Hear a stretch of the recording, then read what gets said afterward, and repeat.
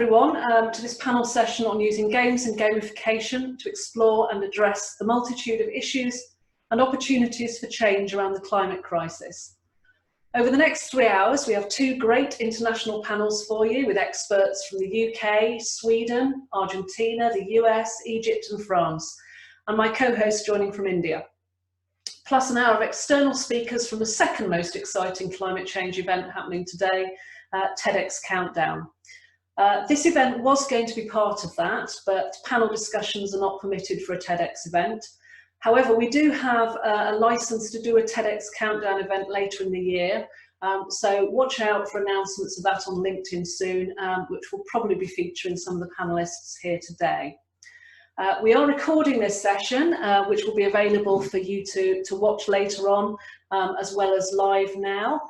So if you're not happy with your face appearing on a recording potentially, then do turn off your videos.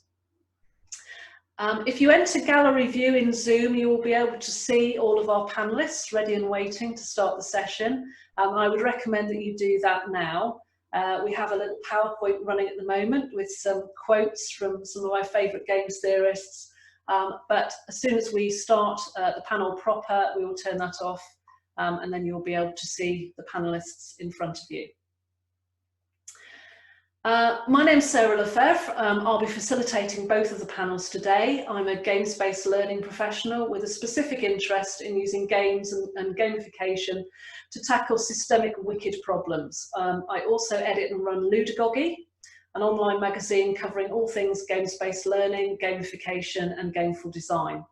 And I've met many of today's panellists through the magazine, as they have between them written numerous articles for it.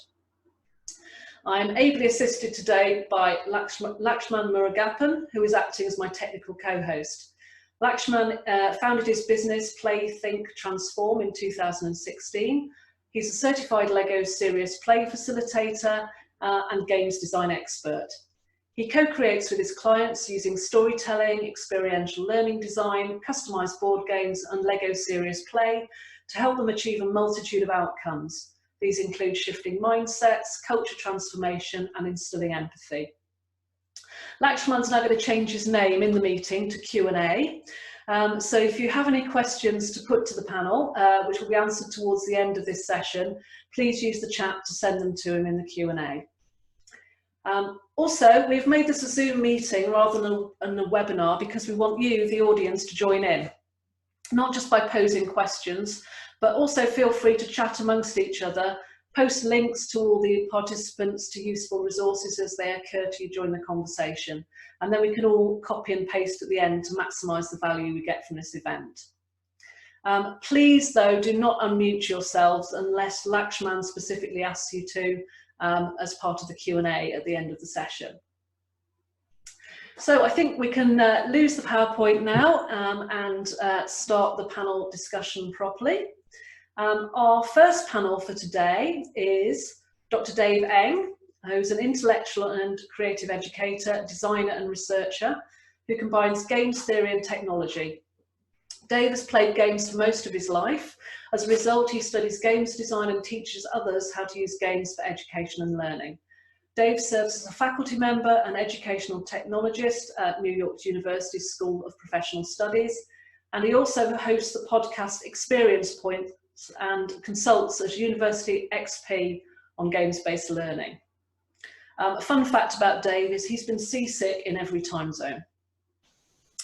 Nick Burk is the co-director and minority owner of Blue Ocean Analytics LLC. Blue Ocean Analytics conducts assessments, simulations and integrations for worst-case disaster management planning in sectors including water, health and civil protection. BOA has a special focus on integrating the severe impacts of climate change into its simulation design, often drawing on emerging literature in the fields of climatology and paleoclimatology. BOA is a woman and minority-owned business co-founded in 2018 by two disaster management professionals who experienced the ravages of climate-catalysed flooding on vulnerable communities. So welcome, Nick. Victoria Ichizli-Bartels is a top writer on Medium on topics gaming and ideas, author of 18 books, an instructor and a consultant with a background in semiconductor physics, and electronic engineering, in which she has a PhD. Also information technology and business development. While being a non-gamer, Victoria came up with the term self-gamification, a gameful and playful self-help approach bringing anthropology, Kaizen and gamification-based methods together to increase the quality of life. She approaches all areas of her life in this way, and due to the fun she has while turning everything into her life into games, she intends never to stop designing and playing them. Terry Pearce is a learning experience designer specialising in games-based learning and gamification for learning.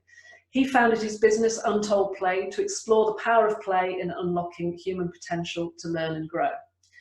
And lastly, but by no means least, Corrado de Sanctis is Senior Agile Coach at Lloyds Bank and has been involved in some of the largest enterprise transformations at international level and in different industries during the recent years. Corrado is a well-known member of the Agile community in London, where he is the community manager for Lean Agile Delivery and Coaching Network and Digital Transformations in London, meetup groups which between them have over 3,200 members. He is also the founder of SAM, Scrub Agile Milano. Corrado strongly believes in experiential learning, and he is the creator and facilitator and player of Agile serious games and uses them to coach people and teams at all levels of organisations. Welcome, panel. Thank you so much for joining me today. I have a few questions I'd like to put to you first before we turn over to the audience later on. So if we just check that you're all unmuted, and we will start. So the first question I have to put to you is one that I'm sure is familiar to all of us, that we've come across quite a lot as games-based learning and gamification professionals. We're all here because we believe that the human race needs to come up with some kind of response to the climate crisis, but also because we believe that games and gamification are an appropriate response to that. There are many people out there who would argue against that and say that games are far too trivial a way of dealing with such a serious issue. So what is it that you believe that that makes games and gamification such an appropriate response to these big serious issues? Anybody? Okay, ladies first. Oh, okay. Thank you. Yes, what I think about why games are really great in solving many different crises, including the climate crisis, is that we often put too much drama in the reality. Of course, some of the crises are very dramatic, but sometimes we need to leave feelings and emotions aside and really try to analyze anthropologically without blaming anyone on what happened, but just seeing what is happening. And in games, game designers often can do that because we leave the drama away and we can experiment with different scenarios and be more creative. And games really allow this creativity and resourcefulness. And that is why I think it's very powerful and meaningful to learn from games and game design and everything which has to do with that. Thank you, Victoria. This is Nick, and it's a pleasure to be on this panel today. I just really wanted to echo what you said. You know, games and play, you know, we are absolutely in a climate emergency, and games and play allow NGOs, humanitarian organizations, disaster management professionals to really sort of be transported into alternate worlds and alternate threat environments. And all too often we see, in our professional experience, humanitarian actors functioning at about 0 degrees to 1 degree over baseline. But today we're at 1.5 degrees over baseline, and look how complicated it is responding to the fires and the floods and the pandemics. And really, humanitarian actors should be practicing at 2, 3, 4 degrees above baseline, looking at the very complexities of expanding zones of uninhabitable land in the tropics, Arctic melting, etc. So to me, games and play allow those actors to be transported into simulation scenarios to kind of paint a canvas, and the mechanics of gameplay allow these actors to be transported into those environments and begin making operational decisions. Thank you, Victoria and Nick. I appreciate your insight so far. Often when I am approaching using games for teaching and learning, one of the things I like to rely on is the sense, in fact, of player agency in games. And that when we play games and when we are involved in the magic circle, we have almost 100% agency in that world, which means that when we make decisions, they can have a meaningful and lasting impact on both ourselves or other players in the game as a whole. And specifically, when that comes to addressing issues as large as climate change, having that agency, I think, is really important. Because when I've talked to other educators before, primarily those that work in primary and secondary education, the problem seems like it's large and it's too big for any one person to solve. But what I think makes games really great for doing this is showing individuals the relationship between individual actions, group actions, and collective actions that they can have over the entire world, the issue, and the problems at large. So at a very high-end theoretical level, I think that games being able to demonstrate agency for players within the game environment and being able to connect individual actions with outcomes are some of its most powerful assets. Hi, Terry here. Yeah, I really agree with what Dave was saying there, particularly about agency. I think that if you look at the idea that there's an information deficit and that was the big thing we needed to overcome in order to get people to act on climate change, I think that's been kind of discredited. And I think that actually what we need to do is make people realize what they can do.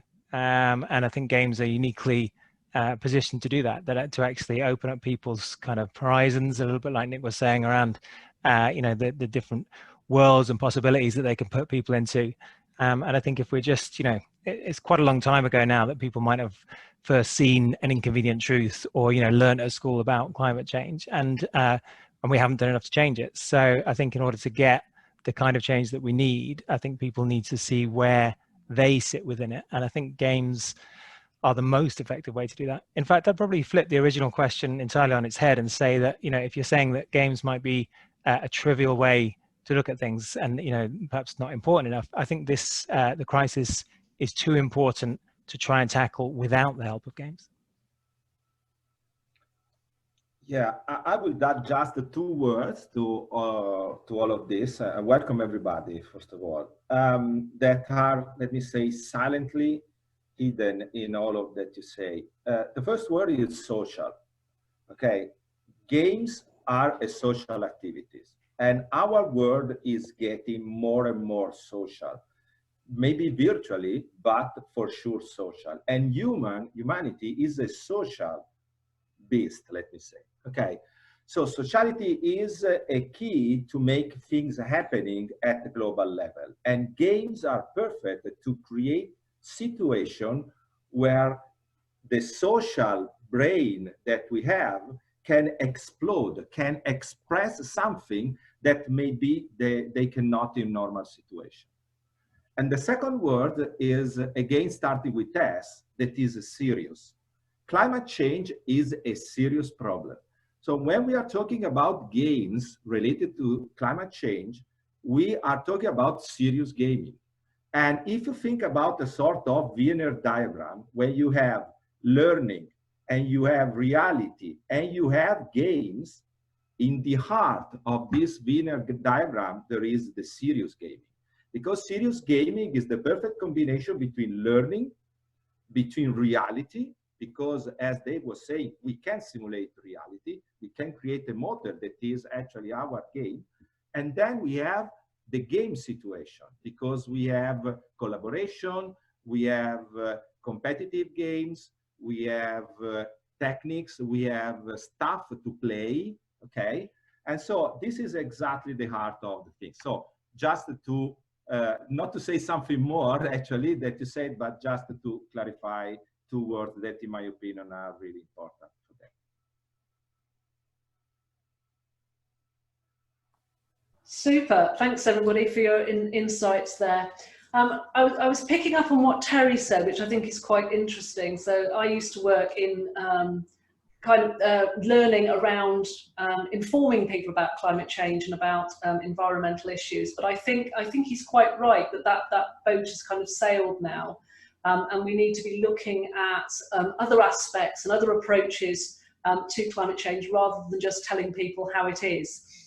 So with that in mind, I mean, other areas could include things like technical and social innovation, inspiring activism, nudging people towards positive behaviours, empathy, motivation, and all those sorts of things. So which of those do you think is the most important thing that you would like to tackle? And how would you do it with games or play?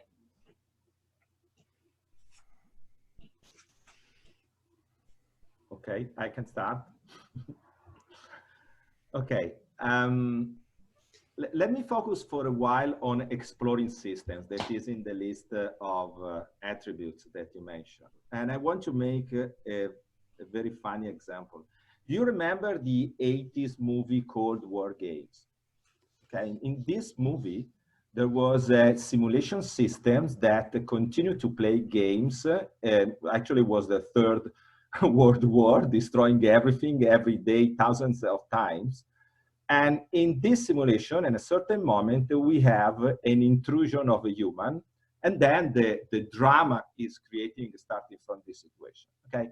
Now, let's think for a moment if we have such a kind of platform about climate changes. A big simulation system that is able to simulate the impact of the action of the humans or the action of the mechanics or the action or what else into the Earth global system, the ecological system, the environment and what else. And we have this system playing games thousands of times every day, trying to figure out a solution. But at a certain moment, we have the human intervention. And again, connecting what I said before, we have people that entering in the system, tweak the system to win a game against the system and to find the solution of climate change issue, okay? This is exactly what I mean as exploring a system, because we have scientists that are able to create this model and normal people cannot do. But normal people are billions. And everyone can provide a solution, maybe a fake solution, a possible solution that is out of the schema that the scientists can think of. So we have, again, billions of simulations that let the scientists test an experiment solution in this kind of problem, okay? This is what I think could be connecting, let me say, science and people that can create solutions, people that can start growing their awareness on how our world is behaving, because they can see, for example, that if they turn on a fire in the middle of Amazon forest, this turns into, I don't know, millions of animals dying, and maybe the quality of the air it's worse than what else. Or maybe what is the impact of reducing the usage, for example, of your car? And if we are doing this for millions of people, we can see the effect of this change, okay? So this is what I mean exploring a system. This is a simulation. This is a social. This is serious. And this is everything that we said before. Next. Yeah. Maybe I can jump in. Absolutely. I can support fully what you said, and I just recalled what I think is very important, and we shy away from it. It's taking responsibility, and we think, especially when we say take responsibility, we're blaming them and something. But actually, taking responsibility is fun, and we can see it in games. And also, game designers, they have fun with it, designing games, because they take responsibility of how the game is unfolding. And I think what you said about exploring the system, I think in all these gamified solutions or serious games, we need to create them in such a way that the players can contribute or solve. And this is what is happening in serious games. They can design, they can solve the problem, and they can contribute to something bigger. And I think that we need to make possible for them to change the game. So to modify the game, to make it even better. Yeah, exactly. Thank you. And this is what we see in games, why people enjoy this, creating their avatars or something. They want to be contributing and creative, and this we need to enable, and then we will empower people to contribute to this cause. Thank you. I'd also like to add on what Corrado and Victoria had said before about usually sometimes people equate games to simulations, and sometimes they're very close and sometimes they're very different. But what I think is particularly important when you're talking about serious games, particularly for teaching and learning, is that there's going to be a spectrum between abstraction and fidelity. And what we see in a lot of games is that these relationships that we show between different things happen to be abstracted. You know, we use a lot of bright colors, probably we use some cartoons and animation and everything else. But I think in order to address a serious problem, and one so evident like climate change, we need to be more related to fidelity. And that's what our simulations are really great at. If you've ever played something like Microsoft Flight Simulator, it really makes no bones about the fact that you are in an airplane and you are flying it around. Anything and everything you do will affect the flight of that airplane. When we approach using serious games for teaching and learning, we want that high level of fidelity. Like Corrado brought up before, I'm a big fan of the War Games movie, but what I think that is particularly telling about that is that the computer that's running that simulation is running it with representations of individual armies, units, and people's lives as just statistics within the game. And because we are at a different level looking at that information, it is highly abstracted, we may not know the actual impact that this may have on people's lives. So I think particularly when we approach serious games and simulations, we need to move closer towards fidelity and what the actual impact will be in our everyday lives rather than abstracted reality.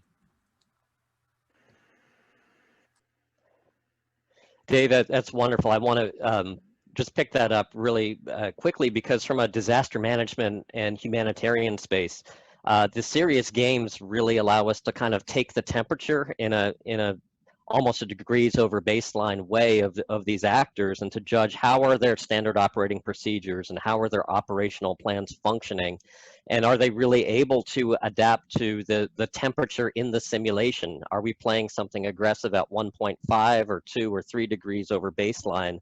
And then are we able to look at the delta between those two realities and then use the outputs from the serious games to really update those operational plans and make it something really useful for those customers, who could be governments or NGOs or UN agencies, from a consequence management perspective. So just wanted to very much concur with that approach.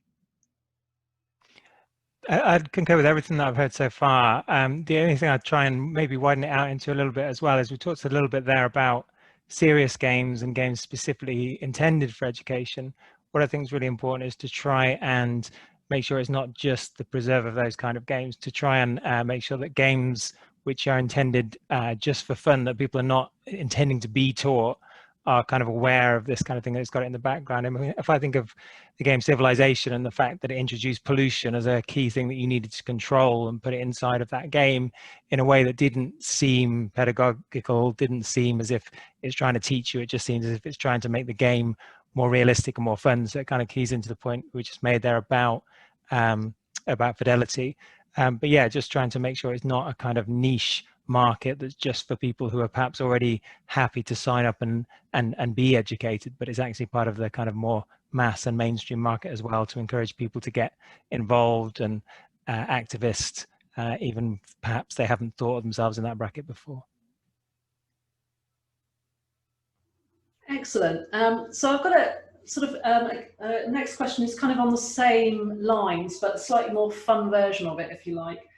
So if your dream brief was to arrive in your inbox tomorrow, so imagine that some philanthropist had given you unlimited funds and time to produce whatever you liked, and he'd also given you the brief that you could produce whatever you wanted and you could work with whoever you wanted. What aspects of the climate change crisis would you address? Who would you work with? And what would it look like? And the fun bit would be, what mechanic, what particular kind of game or toy would you get to play with that you might not have been able to up until now? I might start there if that's okay. We had a conversation recently, Sarah, actually, which really kind of guided my thinking on this, and it was about the potential of games to really create futures and create possible worlds. And I think what would be really interesting is to use the power of augmented reality to allow, in a kind of sandbox Minecraft kind of game, to allow people to do the kind of things that they do inside of Minecraft, but in the real world. So to start to model future objects, future solutions possibly, but also future disasters and, you know, consequences of what's happening now, and not to be too kind of prescriptive with that, to say, okay, we're going to put a lot of stuff as the developers in the game, but to actually leave that to some extent to the players in the way that something like Minecraft does. So to allow it to really, I think, harness that power of agency and of helping those individual players to kind of create and you know, make it become much more than the developers themselves could have done if it had just come from their imagination. When do we start? I want to play that game.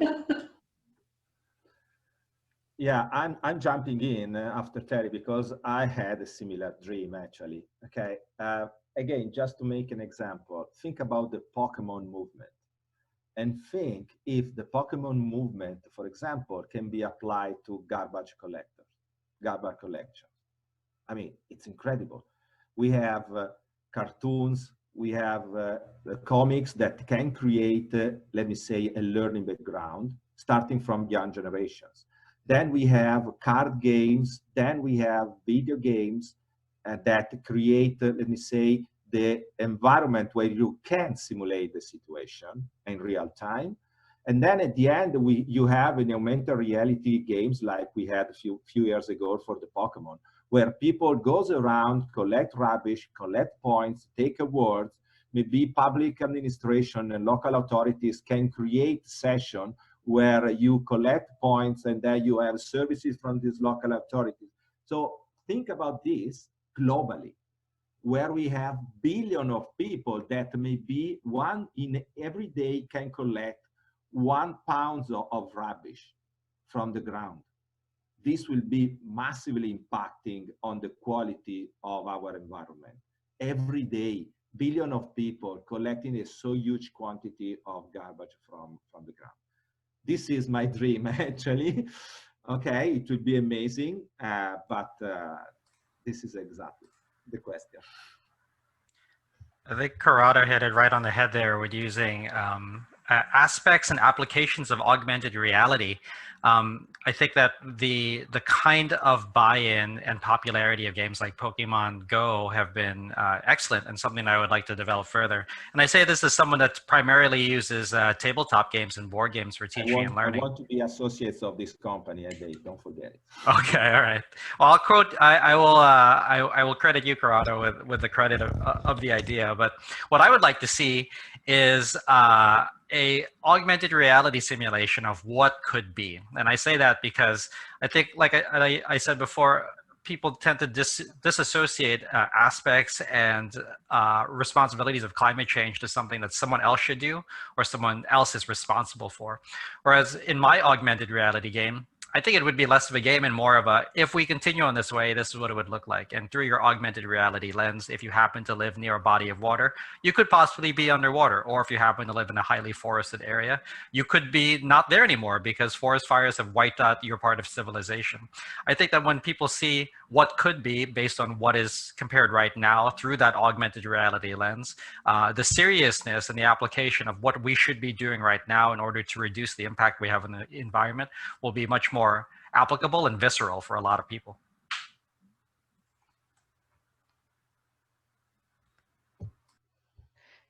I can only support what's been said, and I think it's very important also to concentrate on like what we can do, like what I said before about responsibility and thinking of the games. If I had an endless possibility for the finance, then I would do actually in the direction what I'm already doing with the idea of turning our own lives into fun games.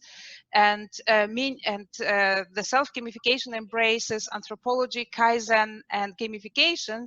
And what I'm thinking of is that concentrating where we are, it's in the spirit of Kaizen. And I think if we can manage to make people aware and design games, both video games, but also board games or card games, whatever format people like, that will show them, it will be a kind of simulation or serious game, but it will demonstrate to them how they can impact climate change with smallest things. And Kaizen is just amazing, like what Corrado said about the just one person collecting garbage. The amazing impact is actually big, and Kaizen is very has been proven to show that with one small step you can actually make big changes.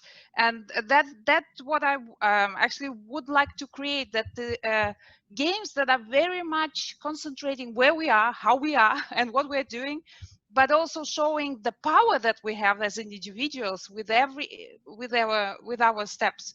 And that my favorite game mechanic is boosters.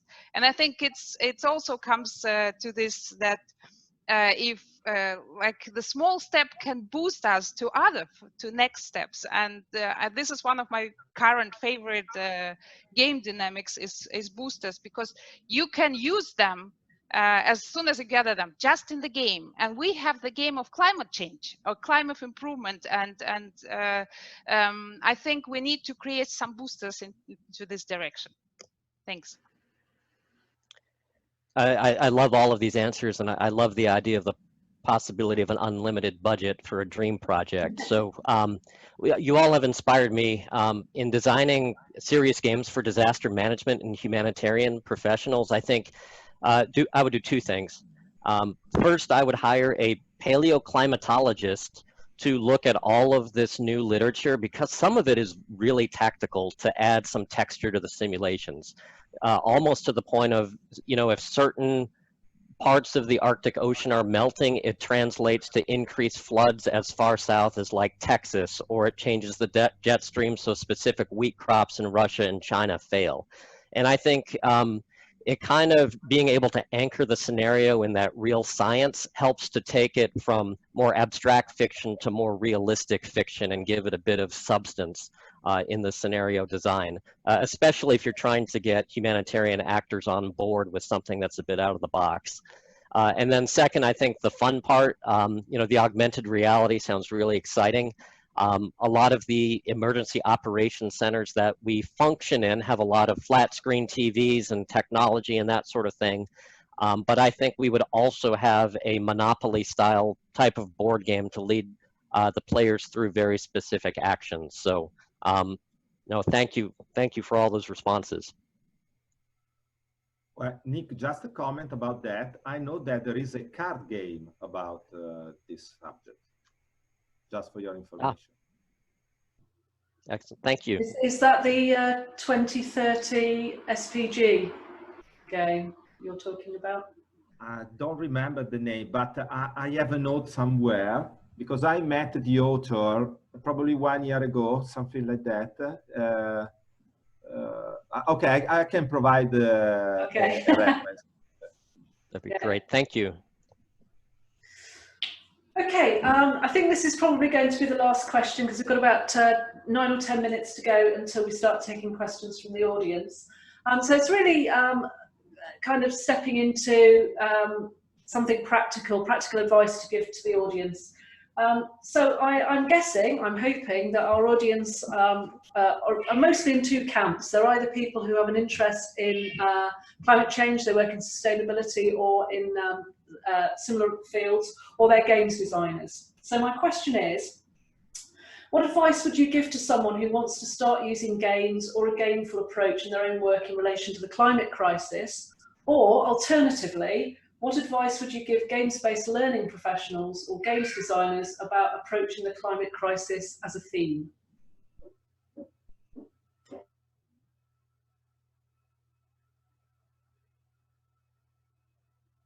Nick? So my advice would be to humanitarian professionals, because at BOA we're sort of emergency managers first and simulation designers second. And basically, I think the advice would be, you know, we think of the kind of the Kurt Vonnegut shape of a story where you have a beginning and end, and most of the simulation is this sort of complex, arduous hero's journey of your protagonist, your game player, through almost this Dante's Inferno. And climate change is such an excellent antagonist, you know, in that storyline. And there are probably multiple ways that the simulation can end, but there are two kind of archetypal ways. Number one, you can have the happy ending, where everyone goes home happy and we've achieved some degree of climate adaptation. And that's a good way. That's almost like the traditional Western culture narrative for how a story ends.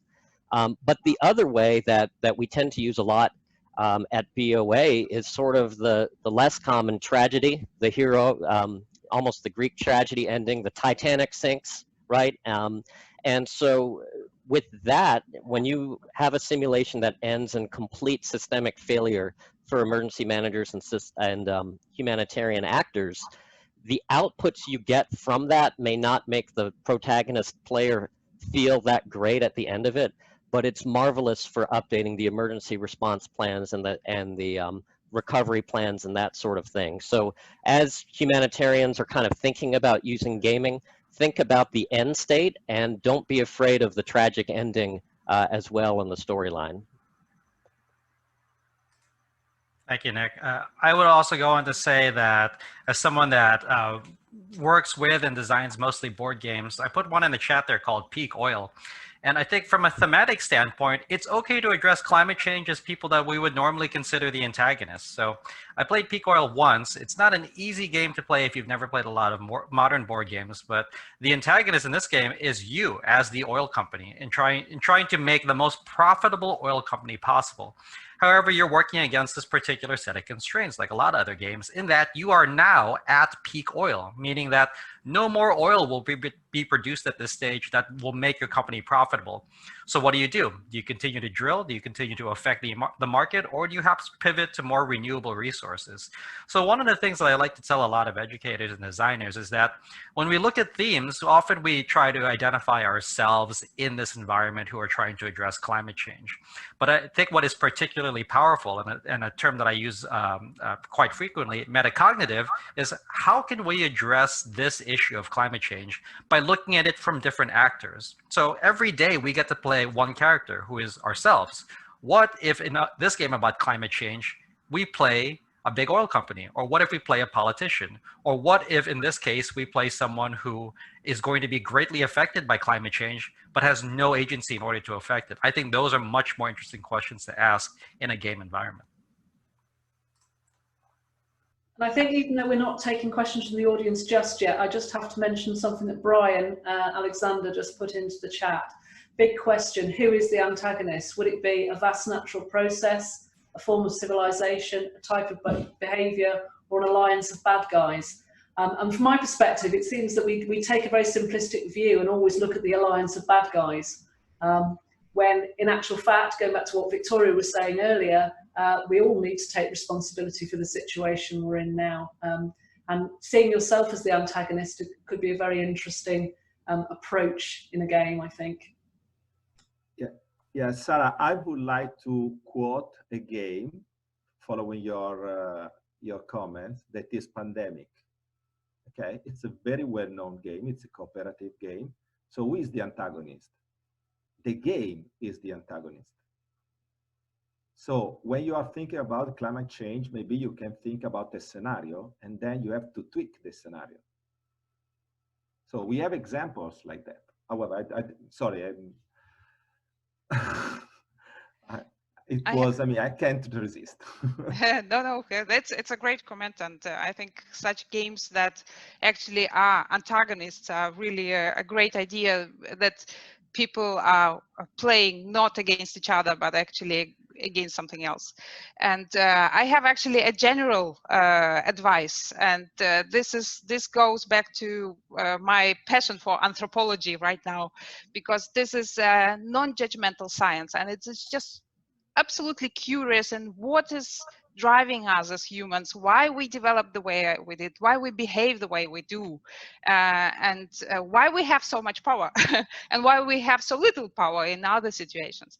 So, and the idea to study myself anthropologically came from, I was inspired from authors Ariel and Shaya Kane, who are developed an anthropological approach to living in the moment. And they have also a tool they recommend, and this is truly listening. Sometimes when we listen, we compare to what we already know or don't know, and or try to figure out we don't know. And actually those things, we kind of put them into boxes. But if we listen, and this comes back to what Corrado said, what also Dave said about like putting ourselves into shoes of someone else, if we listen from the point of view of the person who is talking, then we can actually learn so much more and so much new, and we can learn from any generation, from any people who are standing in front of us, even if they are challenging us.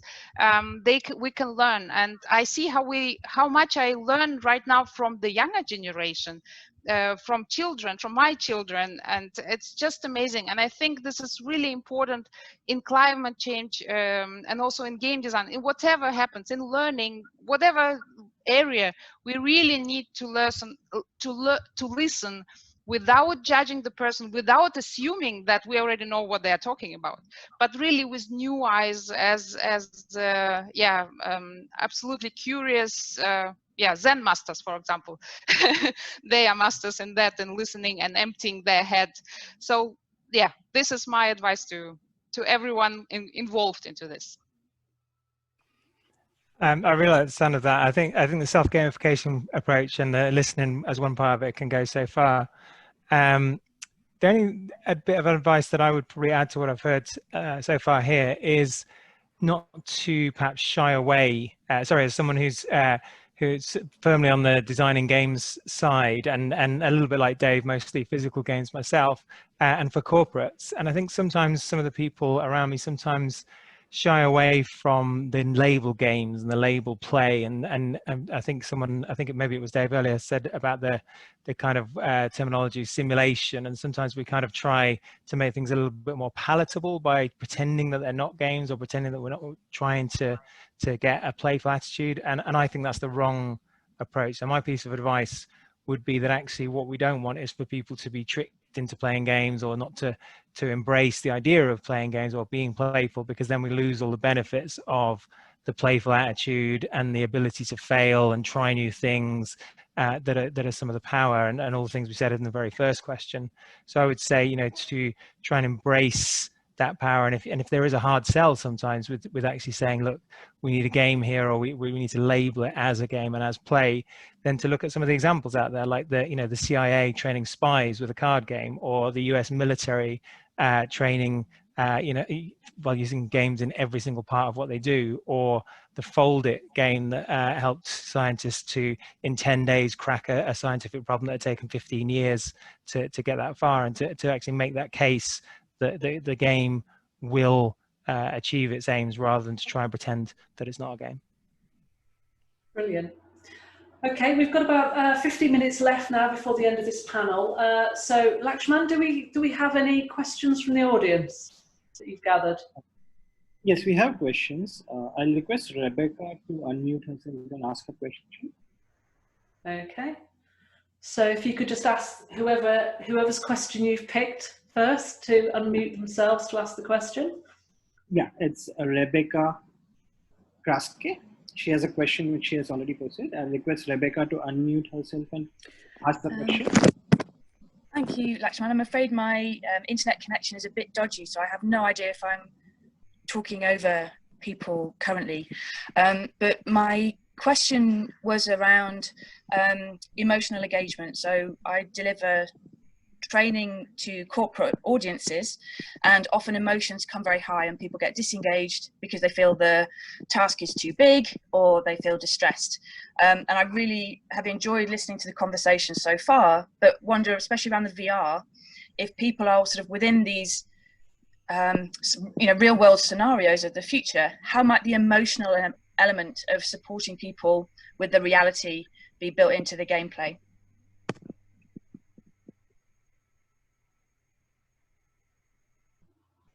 So that's a great question. I used to work with Rebecca, actually, so full disclosure there. She's a great learning designer and facilitator. And I'm going to pass this question on to you guys because you're the panel. Okay, I can start. Okay, let me mention an example.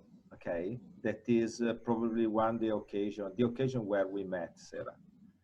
Okay, I work as agile coach. Okay, so normally large companies have a lot of struggle while they are scaling agile. Okay, I don't want to enter too much in detail, but when we move from a single team to a team of teams, the dynamics of the collaboration are completely different. Okay, so you can understand that. And companies are not aware of that. And when they decide to scale agile, normally they underestimate this part. That is the collaboration. That is about human, it's not about technology, okay? After a while that I met this issue, I decide that probably I have to make a simulation of a situation that is absolutely out of control in terms of collaboration. And to make this happening, I created a game. Okay, so what about the emotional engagement in this game? Is that when people start looking at the game at the beginning, they say it's not possible. And they start thinking it's not possible for, let me say, the first 2 rounds of the game. But at the 3rd round, they start realizing that if they change their mindset, they can challenge the game. Okay, so very often they lose the game at the end because the game has 6 cycles, but doesn't matter. They realize in that moment that they can do something if they change their normal way of working. So what is the emotional engagement in that? They are starting with frustration, okay? And I had some occasion where some player left the table for that. But at a certain moment, something changed. There is just a spark. I mean, there is one sentence, there is one behavior. You can notice that moment. It's a precise moment in the dynamic of the game. And at the end, they are frustrated because they realized that they could win, but they didn't realize this at the beginning. Okay? So the emotion is, in this case, is what is the memory. They will not remember the game, they will not remember the collaboration pattern, but they remember the emotion that they felt in the moment that they realized that they could win. And sometimes with this game, I have teams that ask me to play the game again to test an idea that they had in the meantime. And sometimes they phase again and they ask me to play again because they realize that they could win. And this is only emotion. It's not rational. It's only emotion. Does this answer? I completely agree with that. Yeah. So. Please, Victoria, please. That I agree that we often forget what we have done, or maybe we forget people that we met, or maybe especially also games and so on. But we remember feelings, and we remember the emotions that they got. And when we manage something, when we got this win, or even a small steps, and this is the power of the games, because they often have, especially video games, they have real-time feedback systems.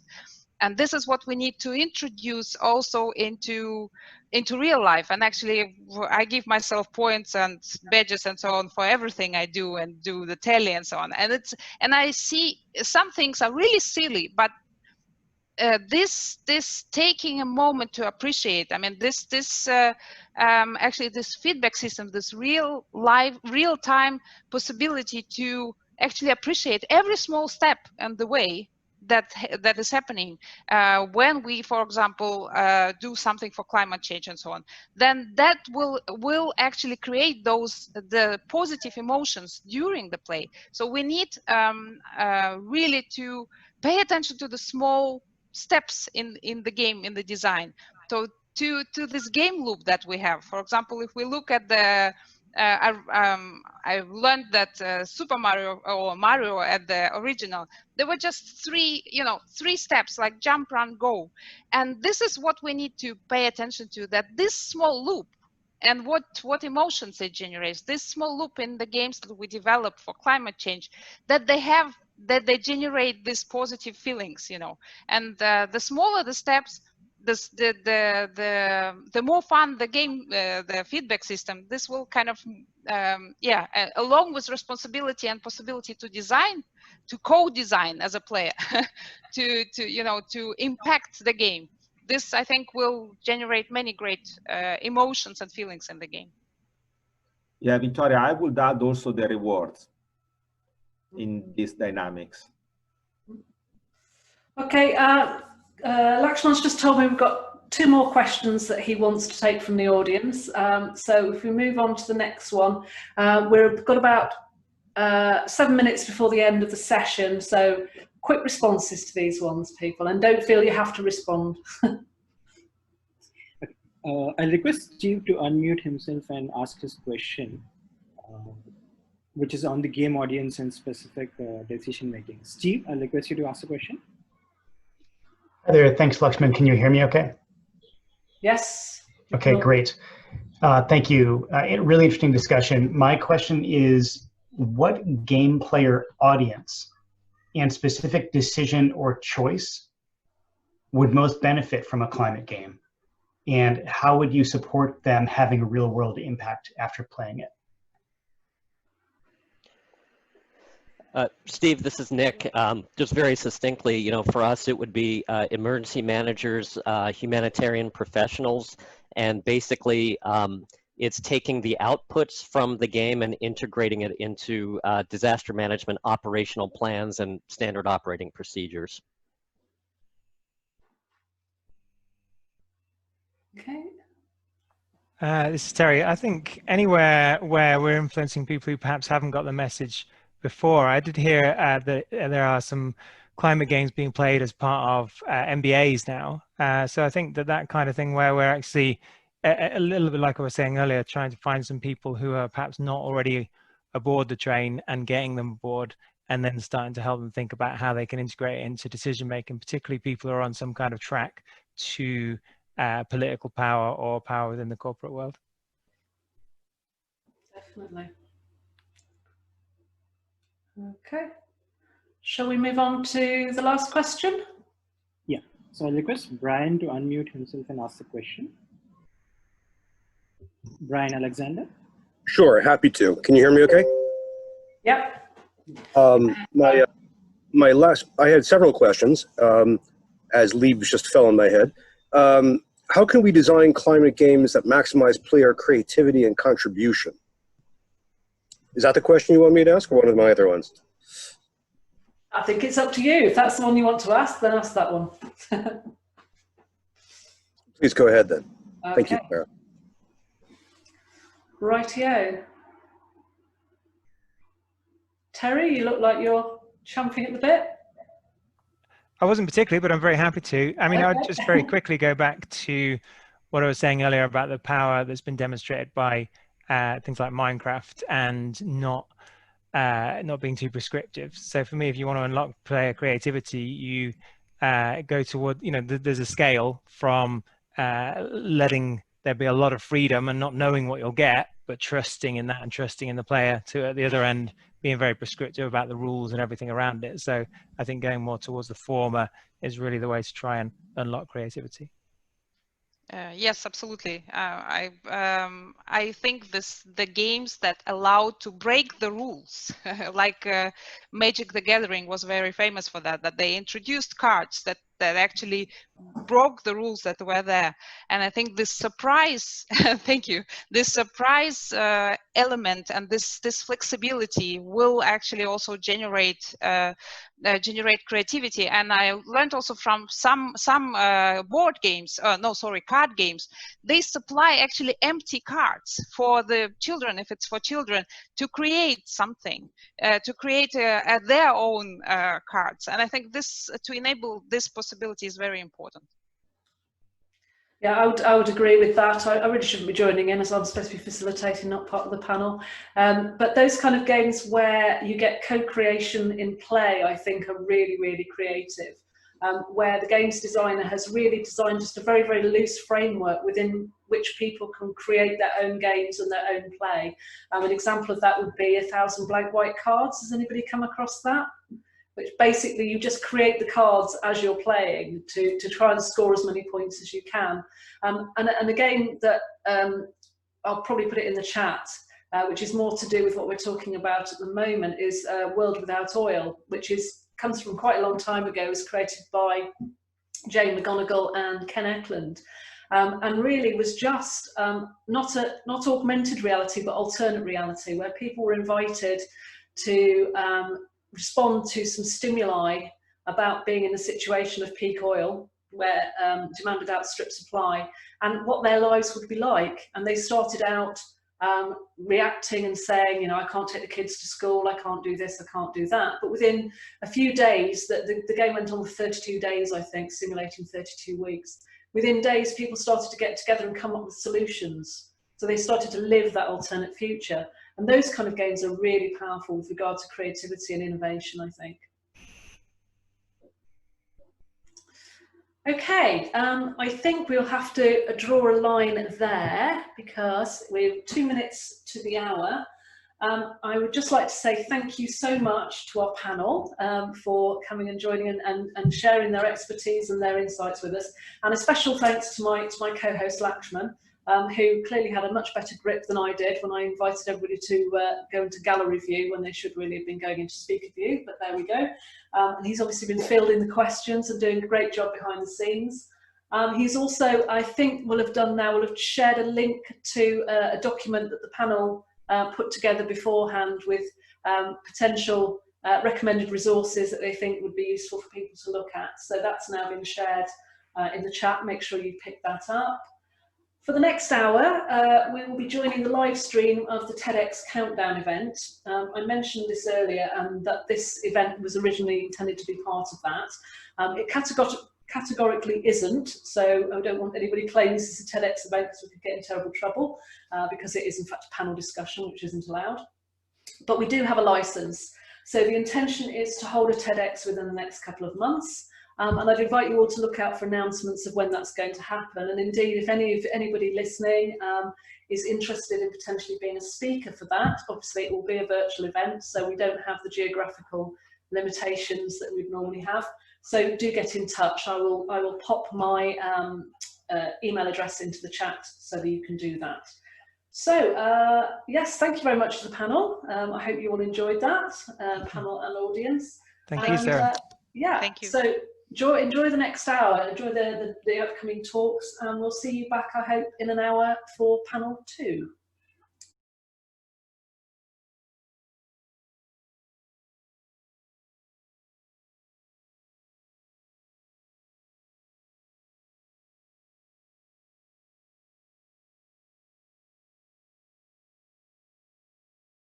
Okay, welcome back everybody. I hope you enjoyed the talks. Our second panel have been watching them with interest, and I have some questions to put to them which will focus on some of the themes that we raised, and we'll be taking questions from the audience towards the end of the hour. My co-host Laxman, for those of you that were here earlier, will know, he will now change his name to Q&A, just to make it easier for the people in the audience to find him. I know that there were some questions that weren't answered in the first section, but don't worry if your question doesn't make it to be answered live. What we'll be doing is collecting all those questions up at the end, and when we put out the recording of today's event, we will attempt to answer as many of those questions as we possibly can and send that out as well. Okay, so with no more ado, I will introduce our second panel. On our second panel, we have Sam Warner. Sam works with IT organisations to leverage the talent of their autistic employees and brings together the non-autistic and autistic individuals to create productive and harmonious teams. Sam uses gamification in her training to ensure all types of learning are satisfied and the whole group feels included and respected. Sam is very interested in how gamification can be used to help us recycle, change our mindset about how we consume commercial supplies, access healthy, sustainable local food supplies, and in particular with an autistic angle to find the right games that appeal to this large demographic that is often overlooked. Kathleen H. Fuller, MS Ed. Kathy is a high school business teacher and adjunct professor of math, computer science and business, offering dual enrolment courses for students and families. Her love of gaming and design learning is infused in her curricula, and her students enjoy the robust stickiness of well-honed project and problem-based learning experiences they help to develop and implement. She believes that innovation, game-filled scenario building and collaboration in education are the ideal ways to solve our world's climate crisis and other big think issues, and knows that the students of today are the problem solvers of tomorrow. Scott Provence is an award-winning instructional designer and author. He has delivered programs throughout the USA and Canada and built material for everyone from the world's largest private employers to the US Department of Justice. Using a unique combination of instructional and game design, Scott's passion is turning expert-level concepts into engaging products for a general audience. He is the author of a new book, Fail to Learn, a manifesto for training gamification. You can reach him at scottprovence.com. Rodrigo Borgia is a certified LEGO series play facilitator and is business gamifier. Works with employees at all levels of the contact centre industry, with challenges ranging from aligning leadership teams for success to implementing micro-learning on the calling floor, using a bespoke gamification solution. Rodrigo believes that gamification can humanise the working environment, and his company motto is gamification for humans who work in call and contact centres. Mo Ash is a learning architect dedicated to the notion of designing learning experiences. He holds a BSc degree in Human Resources Management and a minor in Economics from Sadat Academy for Management Sciences, a master's degree in International Development from the American University in Cairo, a CIPD HR Associate, Certified Instructional Designer HRCI. Mohammed is currently looking into acquiring his CPTD and a degree in Business Psychology, aiming to blend L&D, gamification and performance management in a tight, cohesive mould. Mo is the founder of The Catalyst, an instructional design consultancy focused on the sole purpose of creating impeccable learning experiences. Tsal is a versatile agile coach, scrum master, change agent and enabler, helping companies, teams and individuals to make an impact. He is a member, alongside Sarah, of Learning Rebellion, an international online group convened to activate and innovate learning now. Dov is the creator of Meeting Spicer, a card game to energise meetings.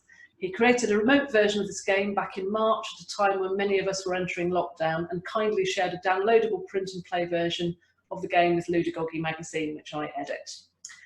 Welcome panel, and thank you for joining us. I dare say you have plenty to say after seeing those stimulating ideas over the last hour.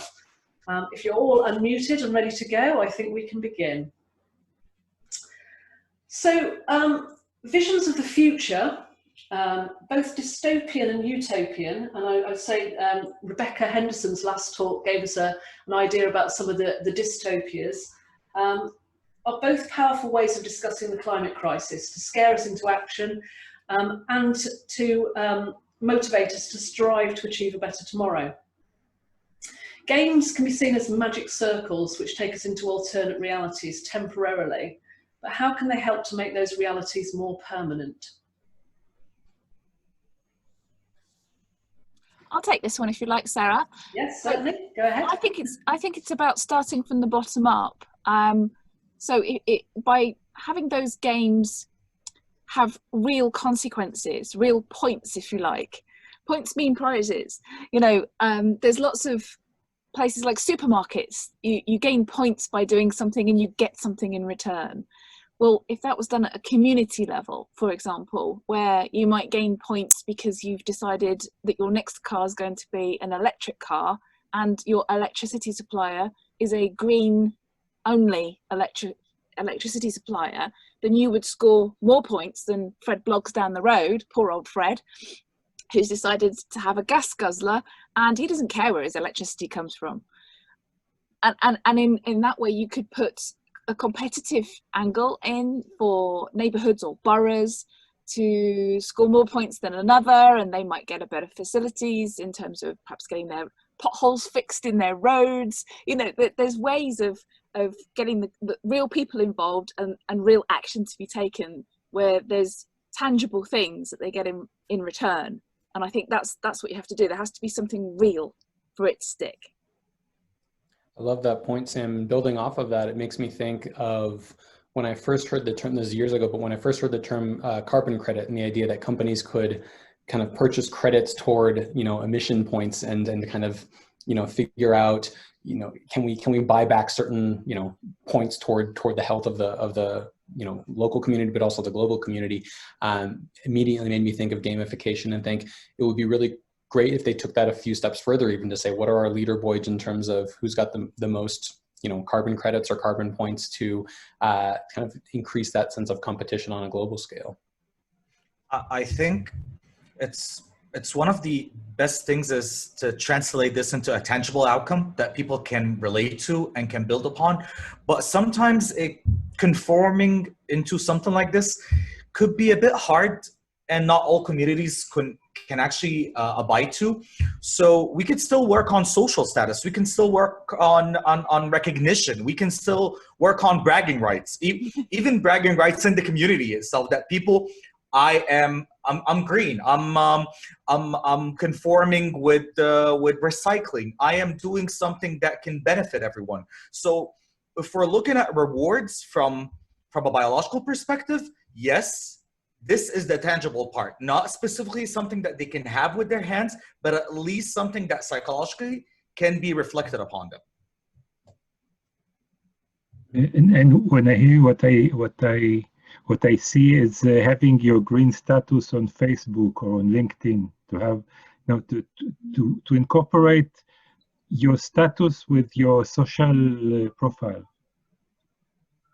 I like that very much, because people do choose, you know, one person over another for different reasons, and a lot of people are very much motivated by that social conscience. I think it would be great to have a online directory, as you would, of businesses that are green, and give that the status, and then gamify that even. So, you know, have a, you know, almost like a punch card, but it being a virtual punch card. Like, the more times you do business with this person, you're the, you know, the green leader, as you would, and in your community by doing business with green businesses. I think there's an app that did something like this before, that's Foursquare. Yep. Foursquare, it kind of did have something like this, and you gain points by visiting specific places and doing specific actions, and people would be very thrilled about it. They would share it on their LinkedIn, they would share it on the social media, they would look for peers and people that do like mindset, and they would build up their community. And when other people see how, I don't know, attractive they are, how nice they are, how good what they're offering, they will be attracted to join. So this is like what Sam said, starting from the bottom up, starting from down up, not looking at the big corporates or asking businessmen to help us, but let's start with the community. Let's start with the people, because we have around 164 million adults playing games. Let's capitalize on those people, not specifically video games, but that enjoy the notion of interacting with a game itself. So I mentioned the concept of magic circles in that question. So the idea that you are temporarily taken out of a reality and put into an alternate reality of the game. So how does that concept, do you think, help us to start thinking about how we might tackle the climate crisis? Well, I've played a game called Plague, and it's one of those things where it's kind of reverse of what you really want to achieve. Obviously, you don't want to kill everyone off on the planet, but it shows you really clearly how easy it is when there are no things in place to prevent it happening. There's no safeguards, there's no let's stop travel instantly. No, hang on a minute. They waited ages before they stopped travel, and therefore now they're infected. I mean, that's just one tiny example, but if someone plays a game where things are sort of catastrophic and the aim of the game is to be catastrophic and destroy everything, there's something about, we've all got a wicked side, I think, inside us. And so it's fun to be the bad guy, but actually there's our subconscious watching it going, oh my heck, this could really happen. Or hang on a minute, this did happen already. We already had massive fires and this happened and the Amazon's in trouble and oh my goodness, this is like real life. Uh-oh, it's like real life. So I think there's some validity in playing games that look like they're asking us to do the opposite of what we're trying to achieve, but actually the side effect is that it does achieve what we want. I hope that makes sense. Dov? And in fact, I wanted to add something that I thought of in the last panel. How realistic is your simulation? Imagine that when your house is burned in a forest fire, then you are burnt. Like you feel emotionally the loss of your property and the physical damage to you. This is something that can imprint a very strong impression on you on what is the real risk, as opposed to seeing your house burn from from the view of a helicopter. So how deep do you go into connecting to the emotions of what's happening as a consequence of your action? I think it can be a very important factor in the simulation. It does seem like sorry. I'm sorry. You go first. I'm sorry.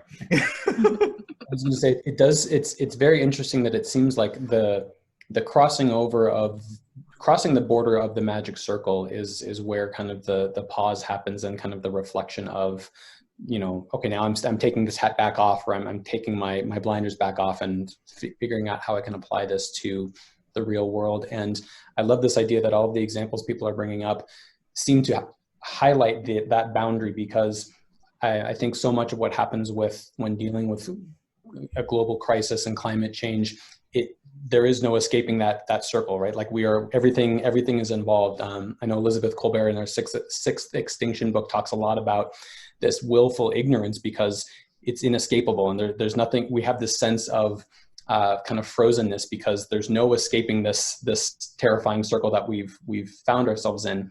And when we can do that through games, and when we have this containable circle that I sit down and I play Plague, or I sit down and I engage in this narrative, I can actually motivate myself into more smaller, discrete, understandable pieces of action, and then kind of take that back off and drag maybe a small action step into the real world again. Well, I'm gonna be taking from what you said and what Dave and Terry have mentioned before, that as game designers, we don't really need to reinvent the wheel, because there has been already other games that were put. Like there's a game called Climate Quest, which is kind of a Euro game, board game, kind of that has this kind of nature that you build up on resources and managing water and food while preparing for a drought or ocean acidification or other climate-related challenges.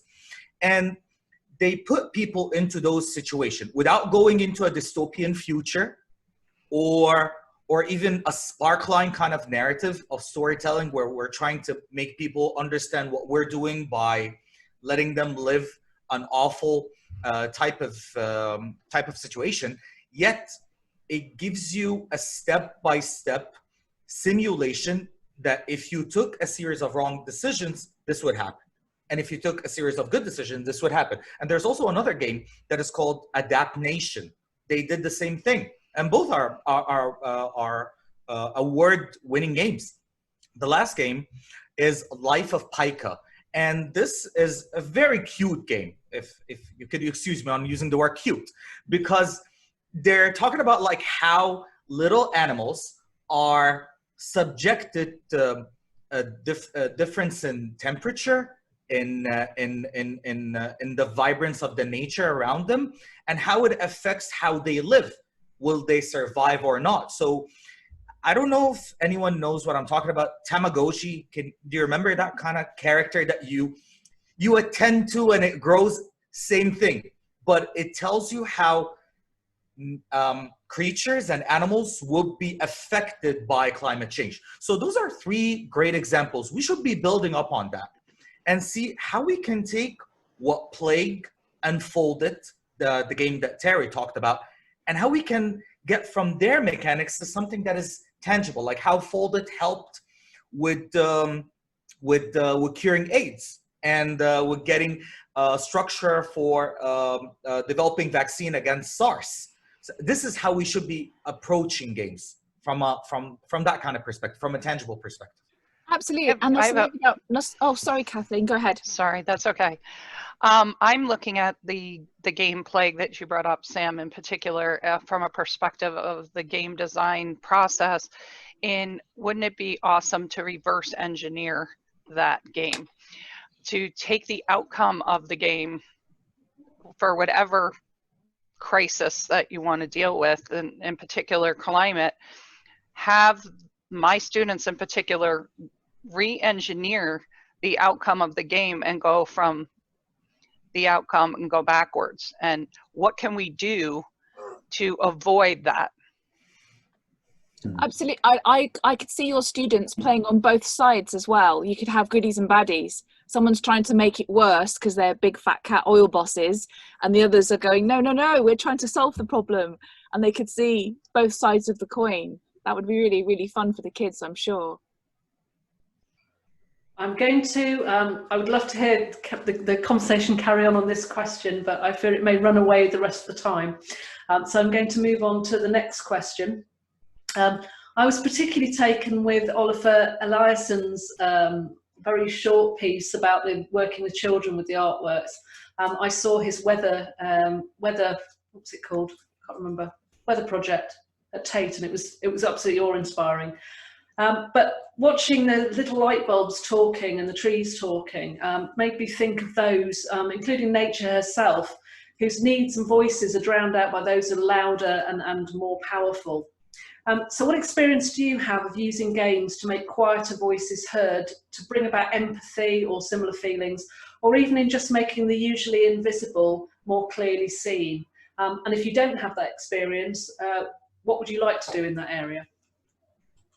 I'd like to go first on this. I teach a collaborative design with Minecraft course where my students take their core courses and create worlds in Minecraft. We recently lost a very young man due to a tragic tragedy, and students were really taken it by surprise, as it surprised everyone.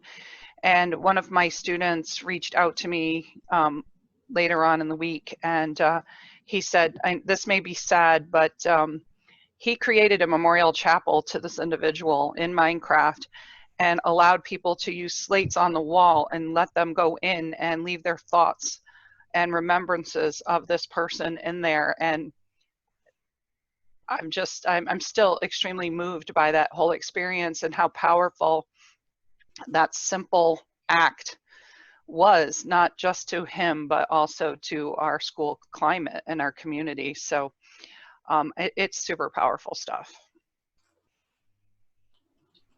And I'll answer on the side of autism. So for a lot of people, whether they're non-verbal or not, sometimes expressing themselves can be very challenging, and they might feel that wherever they are isn't a safe space to speak up and say how they really feel.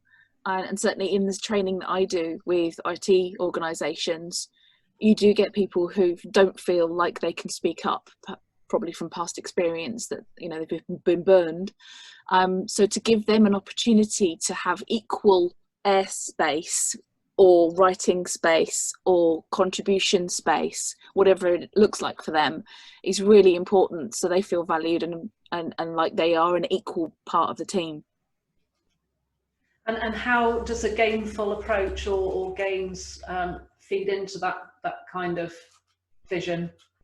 So instead of choosing just one type of game that would suit perhaps one type of mind, I might choose 5 or 6 different types of games, and the people can self-select for the game that they are attracted to, but the learning outcome for all 5 or 6 games would be the same, but they get to choose how they reach that goal. Cool. Well, I made something quite simple, which is if we base on the concept that everyone that plays a game do that because of fun in itself, despite the fact of being categorized as hard fun or light fun and etc. The idea of having that option or that choice to take and which road and path to follow definitely make the commitment to go through the game higher, if that can be measured. So in case of what you just said, if I got with the same outcome in mind, but if I got different paths or different ways or even different perception of way. I think Rodrigo's having a little bit of trouble with his internet connection. So we'll just have to keep watching out for him and make sure that he gets to have a say when he's able to. Okay. I can suggest something that I've used before. It's basically an application. It has a free version and it has a paid version for it. Many people can use it. And you can capitalize your gamification system upon it. It's called UMO. U-M-U. It could be UMO, it could be UMO. I honestly do not know the right pronunciation for it. But it's effective. And in what sense? Away from actually gaining points and badges upon each and every time you log in, and this is the beauty of it, is that you can build a system on commenting, on answering to a comment, on liking one another's comment, on checking each other's work. So it really enforces that sense of collaboration and empathizing with one another. And as an educator that placed the course itself or the game, because you can make like miniature courses that are responsive, that could be on your phone, or you could put like full-fledged programs that you can give bonus points that you want to offer because, let's say, Scott did empathize with Sam on her work and he gave her advice, or he sent her a message with a link that would make her do her assignment in a proper fashion. So Yumo is a very versatile app, and I guess like when I paid for it once, it costed me like $50 for a whole year, which is basically nothing. And you can do a lot with it. So you just get your system, place it on it, and let people build communities of help and contribution among one another. And you don't have to put a course. You can have a game on it. You can have a platform where people can share in it. And this is how we can build a means of empathy among players or learners per se. I want to add something. I think we talk about games in a very narrow sense. Even now we are in a sort of a game, right? We're in a sort of a simulation where we pretend that we're all in one room and we talk to each other and not to some digital figments. And imagine that here near each window, we will have a counter of how many questions each one asked and how much time each one talked or not. And you can design this as part of the meeting that, or like the encounter that you design to encourage the behavior that you want to encourage. So as a designer, you will choose what are the rules of this game, what is shown to whom.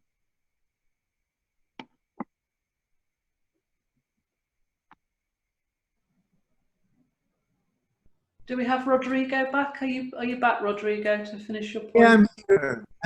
I'm here. Thank you. Sorry for the interruption. What I was trying to say was something that probably Mo completed the sentence, which is if you get different options, if you get different ways to pursue that path in order to become that change you're looking for, then it will be wise to design this type of ideal game with different approaches. I may say I will probably be going to different scenarios of how may I support this idea of saving the world by playing in some instance a board card game, and then moving to my cell phone, and then moving to something VR, and then moving to something back to cardboard, and etc. So the ability that we actually have to walk across the different medias is something that we, when as Mo said, when we design games, is something that we will probably take advantage from,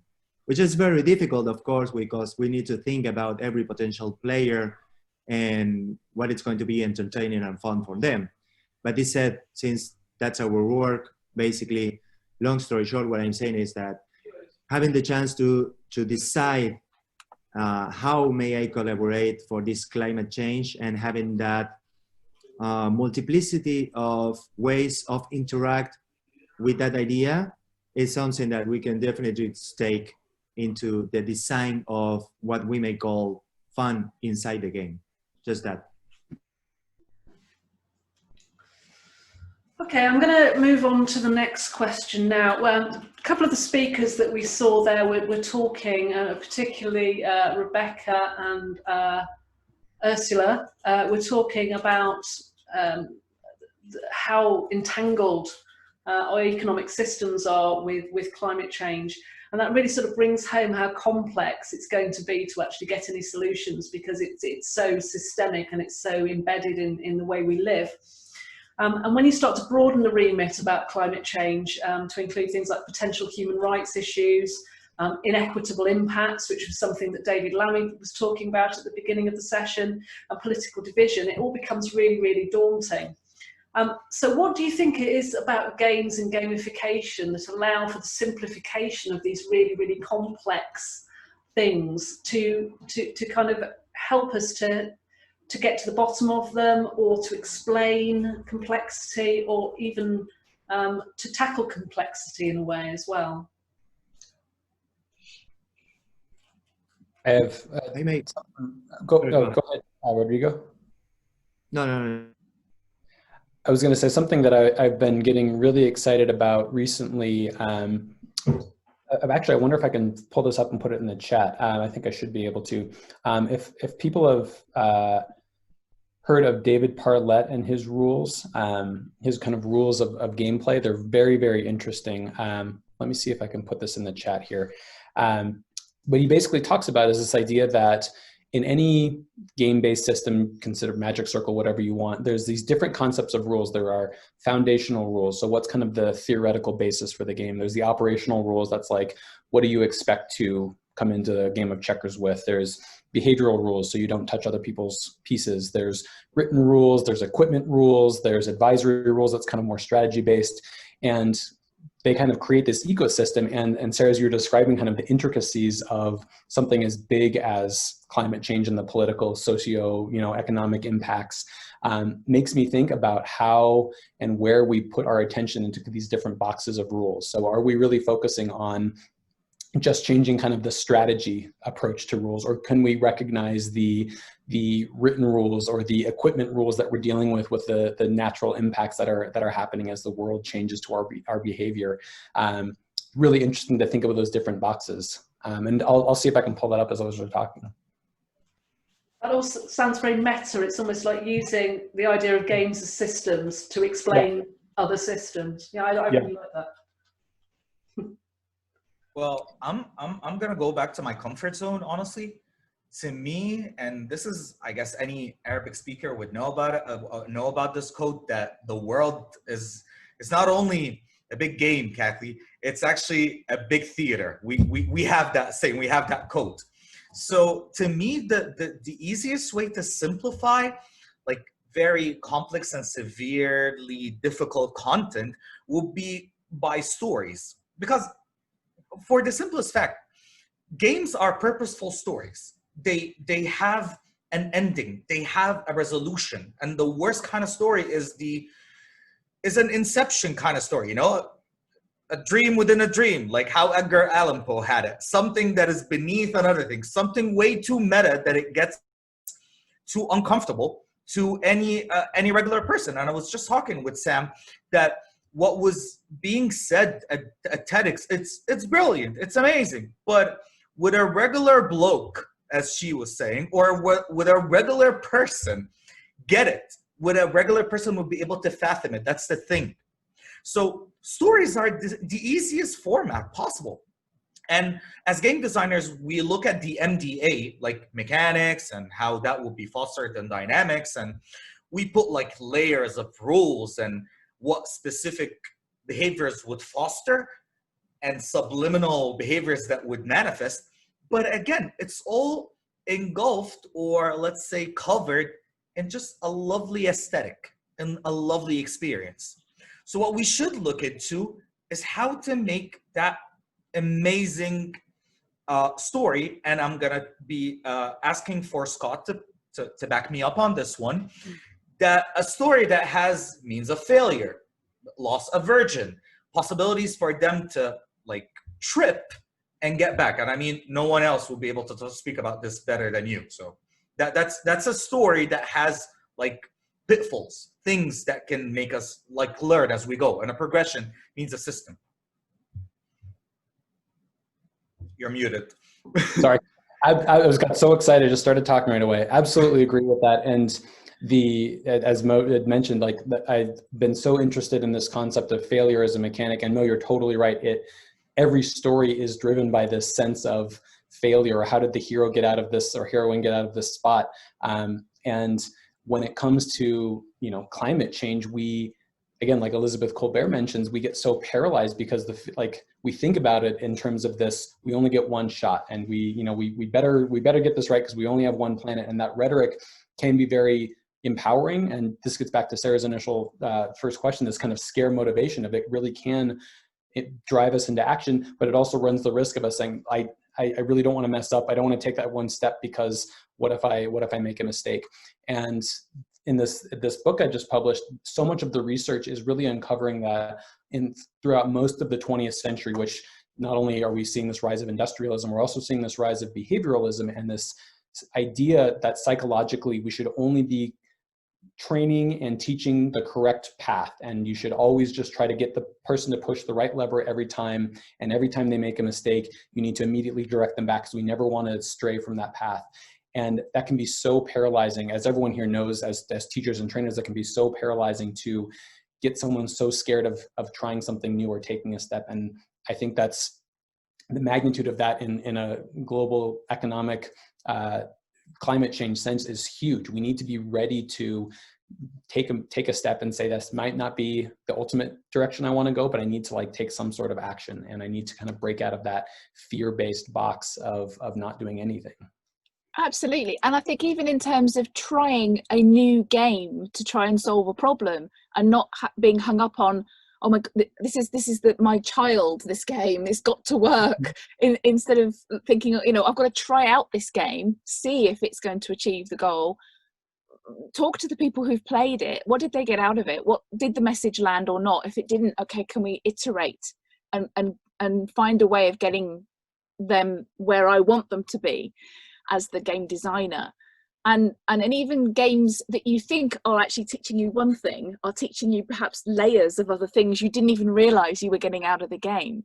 As a child, I remember playing this game called, it was called Go, but it wasn't the one with the black and white pieces. This is a travel game.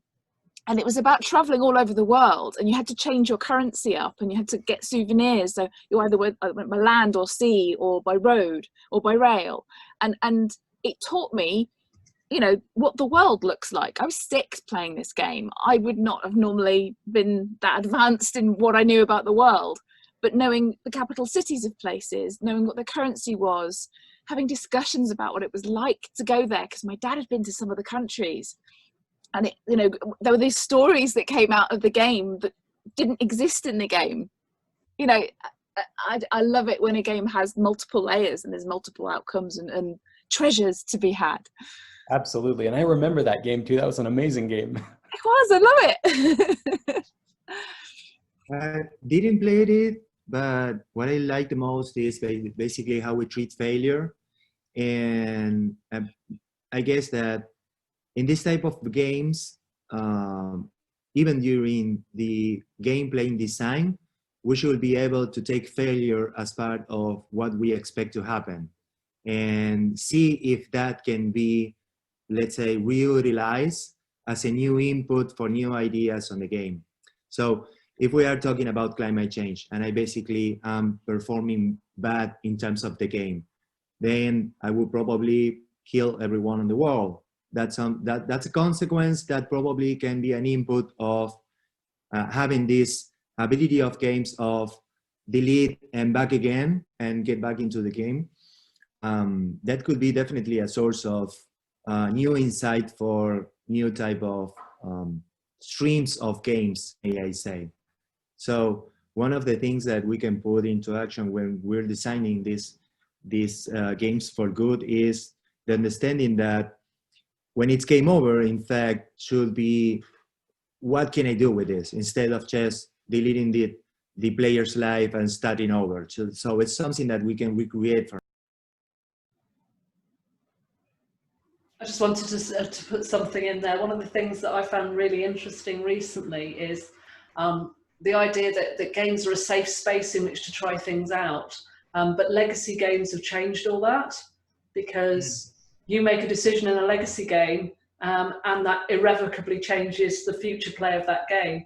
And I think that's a really interesting mechanic with regard to games around climate change, because we are faced with these tipping points, these planetary boundaries which we can't cross, and if we do cross, we're in a completely new stable state which will be different from what went before and may not be habitable for us, and so on and so forth. So I think that's a really interesting mechanic to look at. And the idea of, I was going to say, it's really interesting you mentioned that tipping point, that 10-year tipping point we're talking about that's really hot at the moment. And I love the way that Prince William in the UK has gamified the next 10 years of climate action by offering a cash prize for people to take action and do something really radical. And that was just so clever. I mean, I know it's money, and money is very tempting for lots of people, but obviously they'll also have notoriety. You know, it's not quite a Nobel Prize, but he's obviously trying to set something up that's like that. And I have to applaud him for it. I think it's great. Yeah, and a mechanic of like a countdown timer too, right? That we have this that's very much a gamified, like, okay, here's the clock is ticking. You have 10 years to do this. And I love your point, Sarah, about this, the idea of legacy games. Again, one of the things in the failure research that I was doing that came out of it was this realization that games as a category have given us this new concept of death, and that games within a game environment, you actually have to have a new term called permadeath. And nowhere else in the world do you have this idea of, oh, well, there's regular death, but then there's like permanent death. So we have to kind of like make that distinction, because in games, it's so expected that you would die and try over and start and fail again. And how can we kind of, you know, even if we have this 10-year window to say, okay, you're able to die and start over and, you know, try and make mistakes for this point, but then at some, you know, at 2030, we're going to cross this legacy. Now it's going to become a permadeath state where we can't mess up anymore. And I used to play this game called Mordor, which was a text-based dungeon crawl. And every time you died, you lost several points of intelligence. So it made you be a bit more careful, because, you know, you'd sort of go into the dungeon, you'd lose all your treasure anyway, but you'd come out drooling and completely unable to go back in at some point. I mean, the worst kind of games for me are the games that make me start all over again. To me, I love the point where games have checkpoints. I'm an Xbox owner. I'm not a PlayStation player. Okay, guilty. I'm one of those. So there is a game. I want to call out what it is, but it's beautiful. The aesthetics are amazing. But the point is, if I died, I have to start over all the way from the beginning. Honestly, I deleted it. Yeah, it's an amazing game, but I don't want to start over.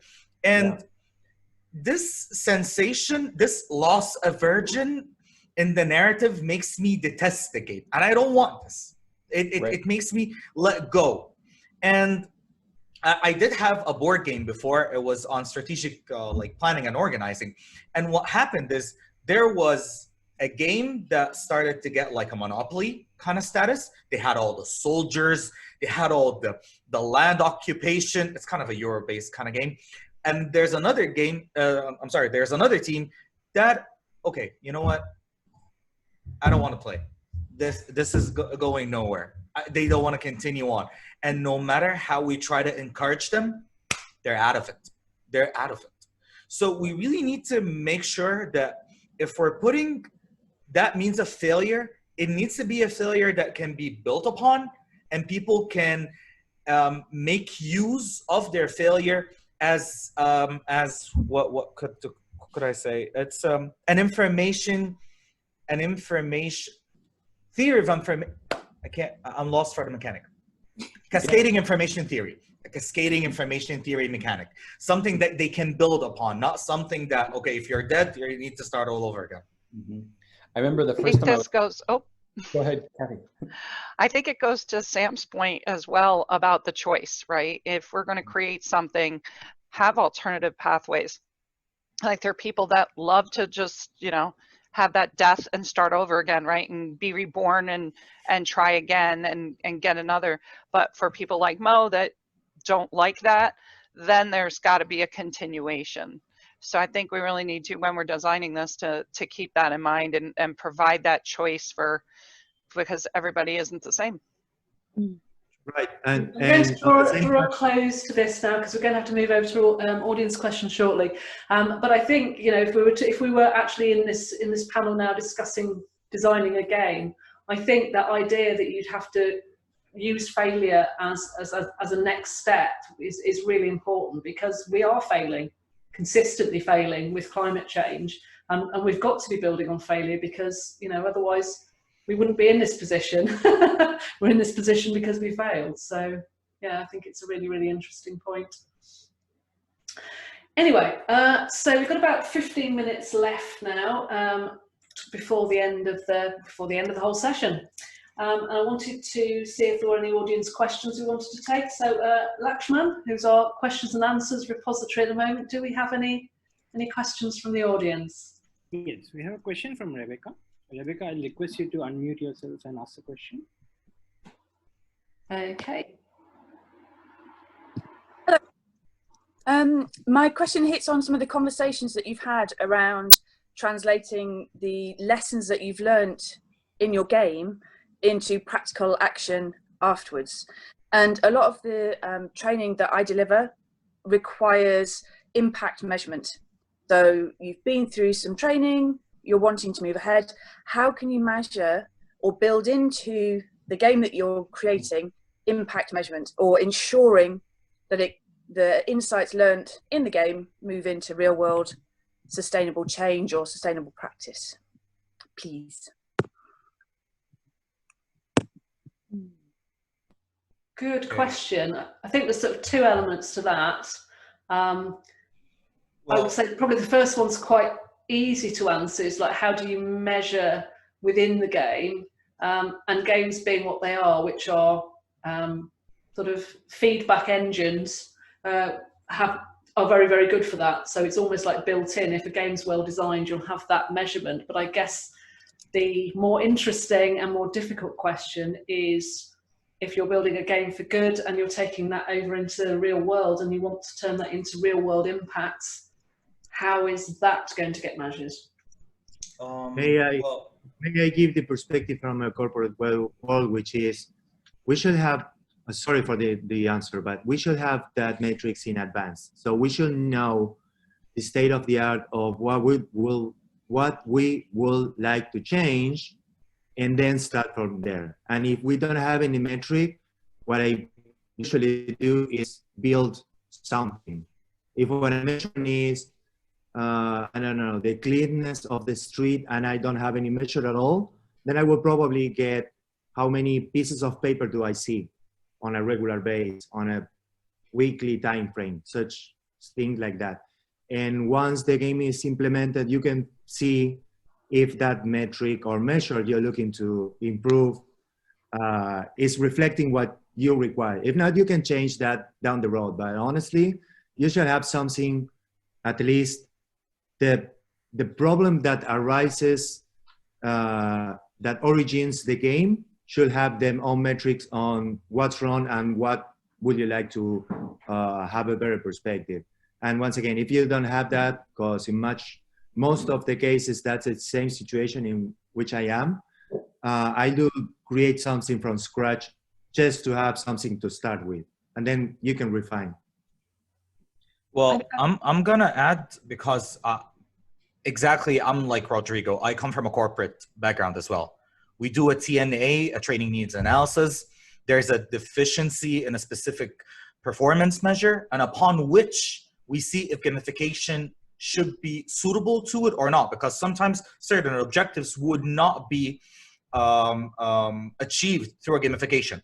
But let's say it is achievable. So we have formative assessment and we have summative assessment that the game offers. The formative one will be it would be teaching us as educators the learning analytics of, are people with me on the same page or not? And more or less that could be in the form of knowledge, recall, things that people know or don't know, and basics of implementing specific skills that would lead to the terminal objective of performing in a certain fashion or being able to do something, which is the summative assessment that will come at the end.